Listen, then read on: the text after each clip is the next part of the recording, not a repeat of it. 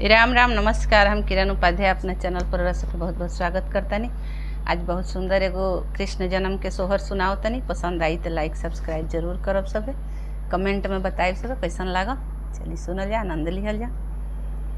जामी गईले जा सोकुला नंदना खुली गईले बांधना खुली गईले बांधना हो। अरे खुली गईले सोबरानी के वाड़िया पहरुआ सब सोई गईले पहरुआ सब सोई ले हो। यारे खुली गईले सोबरानी के वाड़िया पहरुआ सब सोई गईले पहरुआ अब सोई गईले हो। माथावा पर शोभे उनका मुकुट कानावा में कुंडल काना कुंडल हो। यारे हाथवा में बिरही बांसुरिया त लीलारा चंदना शोभे लीलारा चंदना शोभे हो। यारे हाथवा में बिरही बांसुरिया त लीलारा चंदना शोभे लीलारा चंदना शोभे हो। मानवा में देवकी जे सोचेली माने माने झाँखेली माने माने झाँखेली हो। ये वासुदेव कमना को पंथ हम कईनी हे रे फलवा पाइले हे रे फलवा पाइले हो।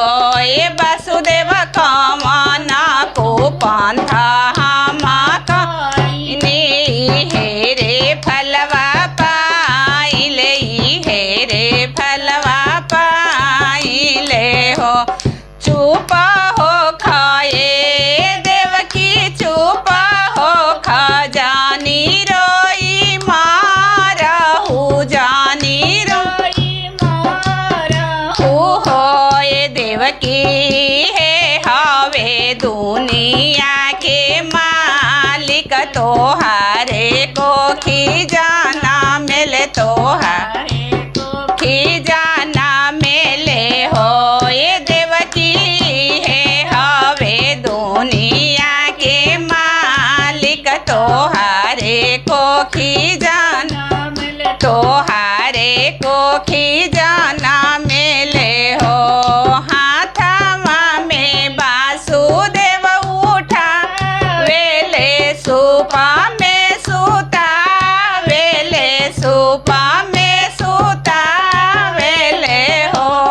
अरे जमुना भइली छछकाल चरना हम छुआ बिचरना हम छुआ भी हो। यारे जमुना भइली छछकाल चरना हम छुआ बिचरना हम छुआ भी हो। धीरे रहे जमुना धीरे रहया वरु सबूरे रहया वरु सबूरे रहा हो। ये जमुना नदिया किनारे हम आई भी बंसिया बजाई बिचरना हमरो छुई हा चरना हमरो छुई हानु हो। ये जमुना नदिया किनारे हम आई भी गईया चराई बिचर